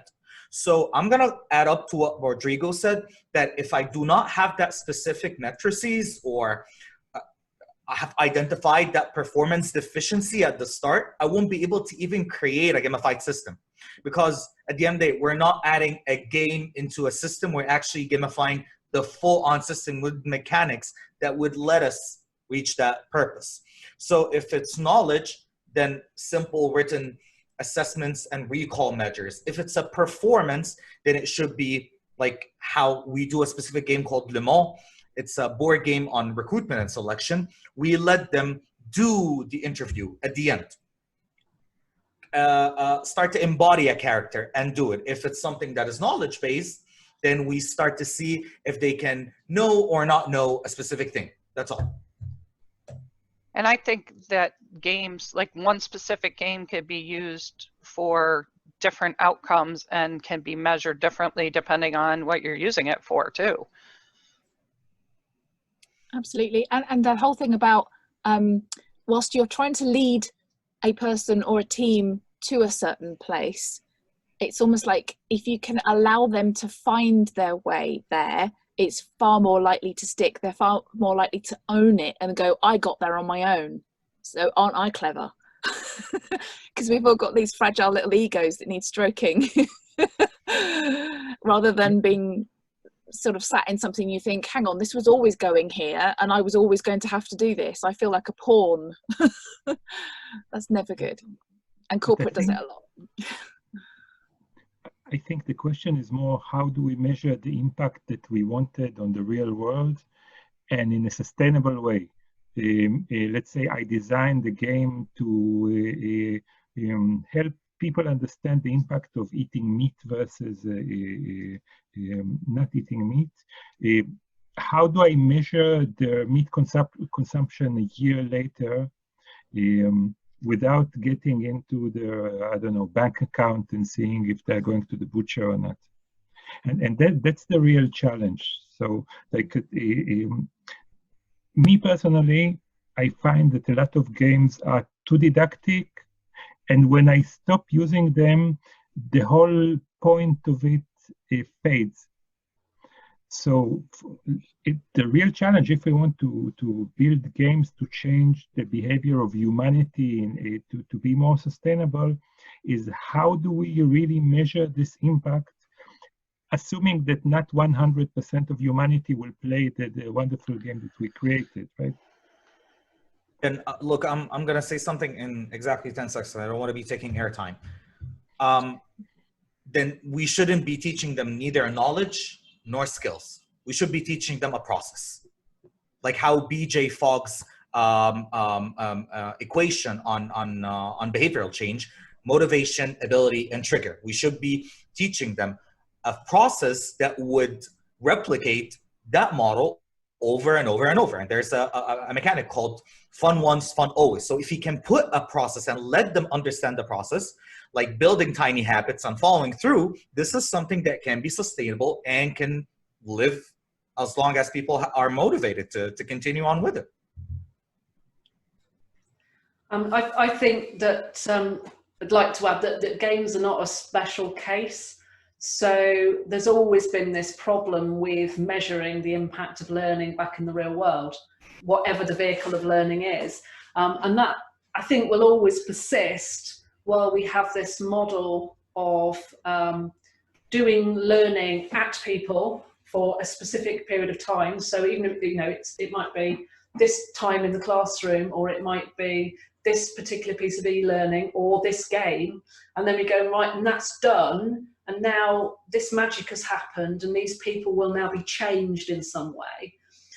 But we've got no way of following them through because we're not allowed access to those systems that they're actually participating in. And that's where the problem occurs, because there's this finite edge which we consider to be learning, but we're trying to measure stuff that happens outside of that edge.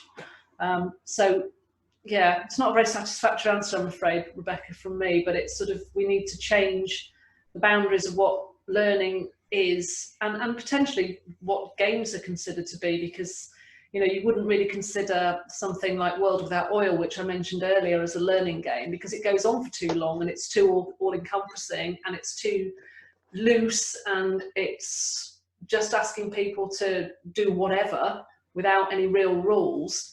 And yet that has produced a repository of people's ideas and innovations about what they would do in peak oil, which is measurable.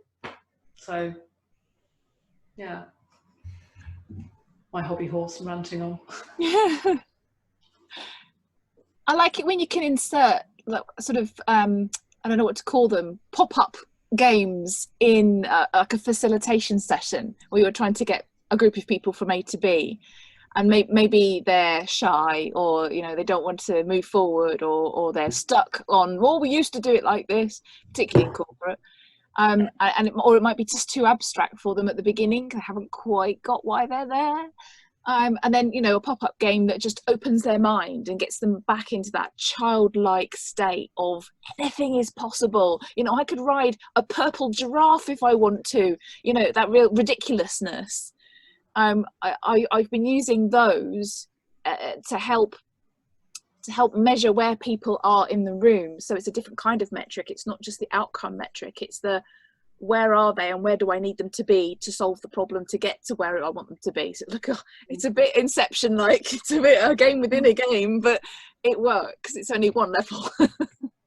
You can take a game like cards. Sorry, carry on. I'm gonna say you can take a simple game like Cards Against Humanity, and you can not the game, the mechanics of the game. Just take the mechanics of the game and you can let everyone participate in it. And so many ideas can just manifest. So as someone who created the game to liven meetings, I can warn you that not everyone loves to be forced by facilitation to go back into this child mode.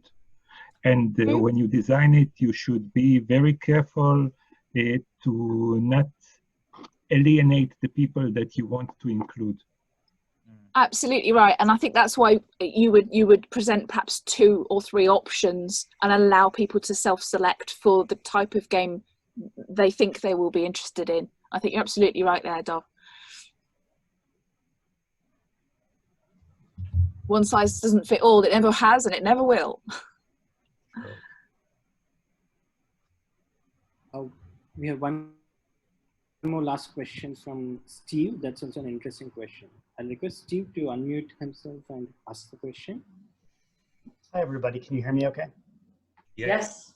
Great, thank you. So like some of the panelists, I come from working in the corporate world, but thinking about corporations, regulators, and maybe governments, people who can pull the levers for large entities and may not instinctively want to all work together. I'm just wondering how you might help deliver effective climate change action and improvement from those kinds of people.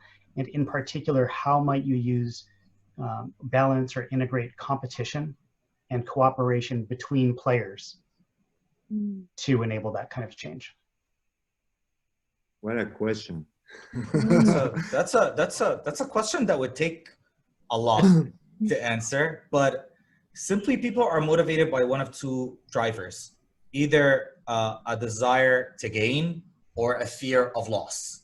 Those are like the two main drivers of motivation. And then you can go for the self-determination theory and see how people like on the full spectrum of motivation go way down and up. But the point is, we are motivated with a purpose. Put to the people a purpose or something that is rewarding or something that is a bit threatening to their own existence, professionally or personally, that climate change can help with, that climate change can be rewarding with. And accordingly, you can lay a gamified system. So let's say climate change, and I'm just saying stuff, I'm being berserk. Climate change can help with being more productive at work. Climate change can help with gaining you more money. Climate change can help with your marital life. And I'm being silly, but there are actual good impacts out of climate change. Build on those, and the regular average Joe can go for climate change because it can benefit their life. Dov. Yeah, two things. One, what we're living now has a great impact on climate change, and it gamifies what we used to know as the environment of work, right?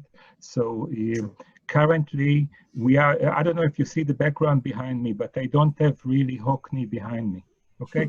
And there's a lot of other things that are gamified in this environment and that save gas and save time, and they save heating buildings that currently are empty and so on. So this is one thing that we already do by a gamification platform, which is called Zoom, to help the environment, I think, quite significantly. The other one regarding competition, in the corporate world, what I know mainly is how to design meetings differently. People compete mainly because there's now, I don't know if you noticed this, there's one speaker, perhaps there's other people who want to speak, and we compete for attention or for time. There's different ways to design meetings, which you can, there's a huge catalog called Liberating Structures that allows people to work in parallel, to stop competing on this resource. And this removes, perhaps I will still be competitive, but when there's less need for competition, it becomes less important in the dialogue of the group. So there's a way to design meetings to help people learn how to be less competitive. And I invite you to look it up. I think one of the parts of the question was about people not wanting to work together. Was that correct? Well, not decided. That was what I was going exactly. Yeah. So Steve mentioned on entities that are not designed to cooperate naturally. So my 5 cents will be, what if that same perspective that you see on different entities is the same that happen in the same company. You will have different areas that doesn't interact that are expected due to other factors. Most of the case, people, basically. So my 5 cents there would be, if I were on those shoes, to take everyone as being part of the same exactly ecosystem. So they don't have any specific difference in between them, rather than this is company A, this is government A, and this is organization A that is in the middle, or something like that. I will try to establish some kind of similarity to everyone, and trying to find in clarity what do they pursue and how can you use that to engage. But because at the end, a government, a company, a specific industry organization, and etc., they will all have different objectives to pursue. And if you can nail down any kind of coincidence that you will find, if you consider that a bigger team that rather than smaller ones, that would probably be a way to identify how to get those to finally interact prior we screw up the world. I'm just going to make a really, really short point, and then we've probably got time for maybe a couple of other people to make a similarly short point. The games allow you to create worlds which don't yet exist or haven't existed or might never exist. So one of the things that I would do with a group of people who don't work together, can't work together or whatever, is I would put them in each other's shoes. It would be a role-playing game where they would get to experience what it's like to be their opposite half and maybe build some empathy out of that. Yeah, I like that a lot. And as part of that exercise, I would also go into the what's in it for me factor. So why are they even in the room doing this exercise? What is it about their job, the role that they do in that organization that makes them a key person of decision making or influence or action, so that they can feel like they are valued, their input is worth something, and that empathy plus how you feel about yourself is, I think that's the way to get everyone to work together. Some of the most effective games I've seen have the option of being competitive or collaborative, and that's always, again, from a climate change perspective, that's really great to see. Well, I got the most points in this game, but I ended up kind of ruining the world or ruining everyone else's experience. And so let me go back and now try to play again and be collaborative and recognize that that's the sense that we need to bring to this climate change perspective, that it's not a country by country based thing, it's not a person by person based thing, it's everyone. Mm. And I think that is a wonderful point to finish on. Mm. So we've had two great panels, but we're now reached the end of our event. I hope you all enjoyed it, panels and audience. And I hope that you can take away some actionable next steps for using games and gamification in your sustainability or climate work, or alternatively, if you're a games-based learning professional or games designer, that you've now got some thoughts about how you might incorporate climate change or other wicked problems into the designs of your games. So I just want to say thank you very much to all our wonderful, talented panelists and my co-host, Laxman, and to you, the audience. So we've shared a link to the document. Have you done that yet, Laxman? So Laxman's shared links to two documents, one from panel 1 and one from panel 2, which contains recommended resources from both panels in the chat. So make sure you copy and paste anything you need from the chat before we close. And what we'll do is we'll just leave, we'll say our goodbyes and we'll toddle off, but we'll leave the meeting open for 5 minutes after our goodbyes so that you can all get into the chat and copy and paste whatever you need from there. So I'll just mention again, this has definitely not been a TEDx event, even though we used some TEDx talks in the middle. But we will be running one soon because we do have a license to do so, just not an event like this. So watch out for announcements and drop me a line if you're interested in being a speaker. And I will again share my email in the chat to allow you to do that. I don't know if any of the panel have got any final words they want to say, but I'm just going to say have a nice weekend, everybody, and goodbye.